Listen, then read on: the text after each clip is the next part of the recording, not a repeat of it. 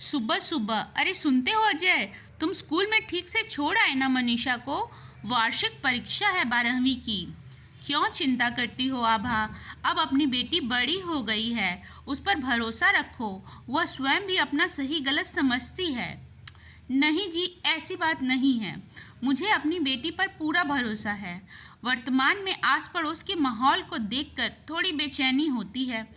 अभी कल ही की तो बात है, मनीषा बता रही थी कि उसकी सहेली सुषमा की बड़ी बहन सुरेखा को मुंबई से एक दिनेश नाम का लड़का अपने माता पिता के साथ विवाह के लिए देखने आया, जो अमेरिका में एक मल्टीनेशनल कंपनी में मैनेजर है।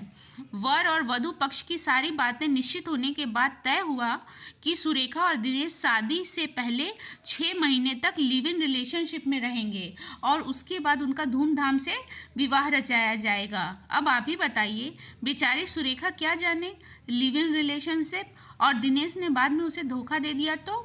बदलते वक्त के साथ समाज और रिश्तों की परिभाषा भी बदल गई है, खासकर बड़े शहरों में। वह भी विदेशों में चल रही इस प्रक्रिया के अनुसार यहाँ पर शुरू करने में लगे हैं। विवाह में बंधने वाले दूल्हा दुल्हन का पवित्र रिश्ता तो आजकल की युवा पीढ़ी के लिए महज एक मजाक बन के रह गया है, जैसे शादी न हुई कोई गुड्डे गुड़ियों का खेल हो गया हो। ऐसी बात नहीं है आभा। हम सभी को अपनी सोच सकारात्मक रखने की बहुत ज़रूरत है। ठीक है, युवा पीढ़ी का विवाह के संबंध में विदेशों की देखा देखी, वहाँ के रिवाजों को अपनाने का मन करता हो, और अभी हाल ही में सुप्रीम कोर्ट ने लिव इन संबंधों को स्वीकृति दे दी हो, परंतु हाँ, वर वधू के साथ साथ उनके माता पिता को भी इसके निर्धारित नियमों को पहले समझना अति आवश्यक है, ताकि हमारी भारतीय संस्कृति के अनुसार विवाह एक पवित्र रिश्ता जिंदगी भर निभाने में सरलता हो सके।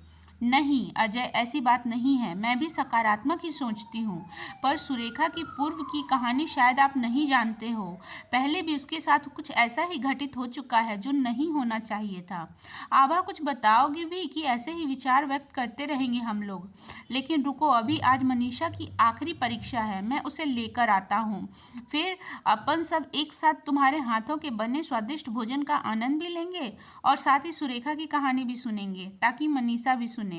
मेरा तो मानना है आभा कि हमारे जैसे हर माता पिता जिनके बच्चे 12वीं कक्षा में पहुंचे हों, और चाहे वह बेटा हो या बेटी, इस विषय पर परिवार में उनके साथ खुलकर चर्चा होनी चाहिए, ताकि जब वे कॉलेज की पायदान पर पहुंचेंगे तब उन्हें अपना हर कदम भला बुरा सोच समझकर उठाने में सहायता मिलेगी।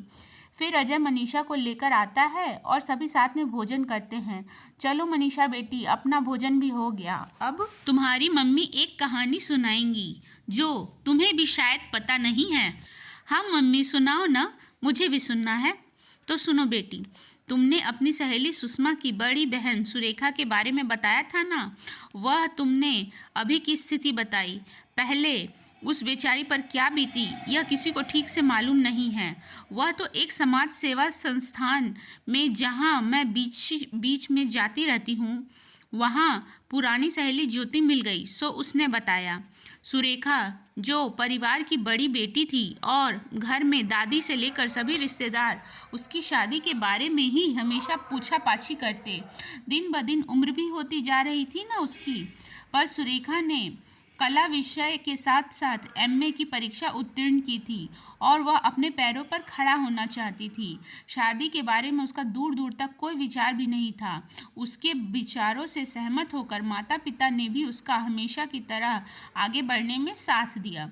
सुरेखा को कलाकृति संस्थान से जुड़ी और उसको ऐसे ही अभ्यास करते करते छोटे छोटे सीरियल्स और नाटकों में भाग लेने का अवसर मिलने लगा और मुंबई में उसके साथियों की अच्छी खासी मंडली बन गई।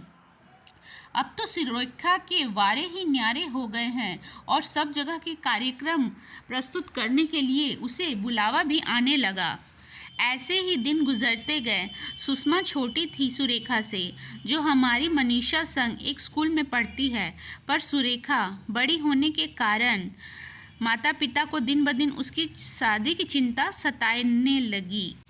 पिताजी का रिटायरमेंट भी पास में था। खैर, माता पिता सोचने से क्या फ़र्क पड़ता है, होता वही है जो किस्मत में लिखा होता है। अजय समझ में नहीं आता कि शादी का यह पवित्र रिश्ता जो पति पत्नी को ज़िंदगी भर साथ निभाना होता है, जैसे कि हर परिस्थिति में हम दोनों निभा रहे हैं, पता नहीं आजकल इसको हंसी खेल क्यों समझा जाता है। अब सुरेखा का सपना सच हो चला था। उसे मनपसंद काम जो चुना था, पर घर में दादी पिताजी को सुरेखा की शादी के लिए बहुत उकसा रही थी। दादी और माता पिता को सोचना चाहिए था। शादी जैसा पवित्र बंधन जिसकी बागडोर सिर्फ विश्वास पर टिकी होती है, बिना कुछ सोचे समझे सुरेखा का रिश्ता पक्का कर दिया। सुरेखा अपने काम से जब घर गई तो उसकी माँ ने बताया कि समीप के रिश्तेदार ही हैं समधी जी, इकलौता लड़का है और उनका मुंबई में ही कपड़ों का बिजनेस है जो बेटा और पिता दोनों मिलकर करते हैं। अच्छा खासा मुनाफा हो जाता है। लड़के का नाम राजेश है। बेटी, तुमको और कुछ पूछना हो तो अपने पिताजी से पूछ लेना। सुरेखा ने दूसरे ही दिन अपने पिता से राजेश से एक बार मिलने की इच्छा जताई तो पिता ने कहा कि अपनी रिश्तेदारी में ही है और देखने दिखाने की क्या ज़रूरत। दादी ने हाँ कर दी है और मैं और कुछ सुनना चाहता नहीं। और फिर उम्र भी तो निकली जा रही है ना तुम्हारी। और हाँ, उन्होंने कहा है कि तुम्हें अब काम करने की भी ज़रूरत नहीं है। यह सुनकर सुरेखा क्या बोलती। अपने माता पिता और दादी की आज्ञा का पालन करते हुए बिना जाने पहचाने व्यक्ति से सिर्फ कि वे रिश्तेदारी में करके शादी के लिए हाँ कर दी। और करती भी क्या बेचारी, बार बार के शादी के तानों से तंग आ चुकी थी, सो हाँ कर दी। फिर क्या था, चट मंगनी पट ब्याह भी संपन्न हो गया। सुषमा छोटी थी, इतनी समझ नहीं थी उसको, पर सुरेखा विदाई के समय बहुत रोई अपने माता पिता से मिलकर। वे ही तो उसके जीवन के पालनहार और सर्वस्व हैं। सास ससुर एवं राजेश संग आ गई ससुराल सुरेखा। उसे कुछ मालूम ही नहीं था अपनी ससुराल के बारे में और न ही माता पिता ने भी कुछ पूछताछ करने की जरूरत समझी। शादी जैसा पवित्र रिश्ता रिश्तेदारी में ही है और बिल्कुल आंखें बंद करके विश्वास के साथ कर दिया। पर सुरेखा का संघर्ष अभी यहीं खत्म नहीं हुआ था। ससुराल में नई नवेली बहू की न तो कोई रस्म और न ही कोई रिवाज। मन ही मन सोच रही सुरेखा, यह कैसा विवाह हुआ भला। विवाह के पहले दिन सासू माँ बोली, राजेश किसी काम से गया है करके और रोज बेचारी राह देखे और राजेश रात को घर में रहता ही नहीं, दिन भर अपने व्यवसाय में व्यस्त और रात में ऐसा। अब तो सुरेखा को नई ही तस्वीर देखने मिली ससुराल में, और तो और उसका काम भी छुड़वा दिया।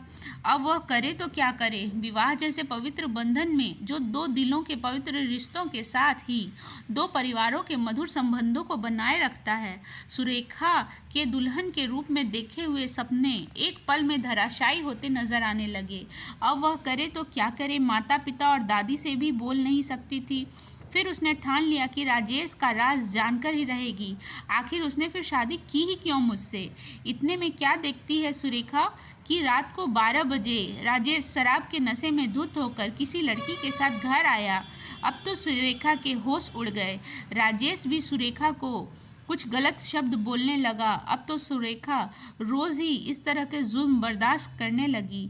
आखिरकार एक दिन सास ससुर से हिम्मत करके पूछ ही लिया कि अपने अय्यास बेटे के साथ मेरी शादी क्यों रचाई और इस पवित्र रिश्ते का महत्व नहीं समझा आप लोगों ने। आप लोगों को क्या लगा शादी जो गुड्डे गुड़िया का खेल है, कोई हंसी मजाक है। सास ससुर बोले, अरे बेटी सब्र रखो, थोड़े दिनों में सब ठीक हो जाएगा।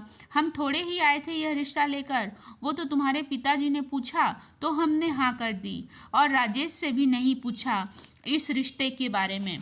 सुरेखा सिसक सिसक कर रोने लगी और बोली, अरे माँ जी, ये तो सरासर धोखा है और आप लोगों ने पिताजी से जैसा चाहा वैसा ही विवाह संपन्न कराया उन्होंने। फिर आपको राजेश से पूछ लेना चाहिए था पहले। अभी भी आप अपने बेटे को कुछ नहीं समझा रहे। आखिर आपको मेरी ज़िंदगी बर्बाद करके क्या मिला। फिर राजेश से बात की तो वह बोला, मैं तो ऐसे ही ज़िंदगी बसर करूँगा, कोई ज़ोर ज़बरदस्ती है क्या। सुरेखा से कहा कि तुम्हें जो करना है वह कर लो, तुम मेरी तरफ से आज़ाद हो। वह तो अच्छा हुआ था कि सुरेखा ने अपना काम पूरी तरह बंद नहीं किया था, सो अपने साथियों संग पुनः काम शुरू किया ताकि मन लगा रहे और माता पिता को अभी कुछ भी नहीं बताया। उसने सोचा कि शायद कोई राह निकल आए और थोड़ा समय भी लिया सोच विचार करने के लिए। पर जब एक दिन सारी हदें पार कर दी राजेश ने, तो इसने अपना ससुराल छोड़कर हमारी समाज सेवी संस्था में शरण ली। माता पिता के पास नहीं गई, बहुत नाराज़ थी उनसे, और फिर वे उसकी बात तो सुनते नहीं, क्योंकि पहले भी नहीं सुनी थी। इस तरह से विश्वास टूटता है रिश्तों में, जो सबको बनाए रखना अनिवार्य है। समाज सेवी संस्था ने उसको राजेश से तलाक लेने संबंधी सहायता प्रदान की और सारी औपचारिकताएं पूर्ण करते हुए सुरेखा के माता पिता को भी बुलाया, वस्तु स्थिति से अवगत कराया और कहा, देखिए और सोचिए, आज आपने अपनी बेटी सुरेखा का भविष्य संवारा है या बिगाड़ा है। उसकी शादी का फैसला बिना सोचे समझे और सुरेखा से बिना कुछ पूछे किए जाने का अंजाम देख लिया आप लोगों ने। अब आपसे विनती कर रहे हैं कि उसकी ज़िंदगी उसे स्वतंत्र जीने दीजिए और शादी जैसे पवित्र रिश्ते में बांधने से पहले उसे विचार तो करने दीजिए। इसलिए अजय और मनीषा, तुम्हें यह कहानी सुनाना ज़रूरी था। मैं चाहती हूँ कि तुम भी अब 12वीं कक्षा में आ गई हो, तो ऐसे ही ज़िंदगी के उतार चढ़ावों की कहानी से तुम भी कुछ सीखोगी ही ना। आखिर मैं भी एक माँ हूँ और तुम मेरे और अजय के रिश्ते को बचपन से देख रही हो बेटी। साथ ही हमारी भारतीय संस्कृति निभाना भी तो ज़रूरी है ना। इसलिए अजय वर्तमान में फिर से जो सुरेखा फैसला लेने जा रही है अपनी ज़िंदगी का, मुझे लगता है कि युवा पीढ़ी के हिसाब से सही निर्णय भी हो सकता है। पर अपने माता पिता और सुषमा के साथ अच्छी तरह से विचार विमर्श कर लेना चाहिए। साथ ही लिव इन रिलेशनशिप के नियमों को विस्तृत रूप से जान लेने के बाद ही कोई निर्णय ले, ताकि बाद में पछताना ना पड़े। हाँ भाई आभा, तुम बिल्कुल सही फरमा रही हो। आखिर तुम समाज सेवी संस्था से जुड़ने के पश्चात काफ़ी जागरूक जो हो गई हो। यह सब सुनकर मनीषा बोली, माँ, तुम्हारा मिशन सक्सेसफुल रहा और मैं अब समझ गई हूँ। भविष्य में आपसे यह वादा करती हूँ कि शादी जैसे पवित्र रिश्ते के संबंध में आप दोनों की सहमति से ही राजी खुशी कोई भी निर्णय लूँगी। तो फ्रेंड्स, इसी के साथ हमारी ये स्टोरी यहीं ख़त्म होती है। मिलती हूँ नेक्स्ट वीडियो में। वीडियो को लाइक करें, चैनल को सब्सक्राइब करें। बाय।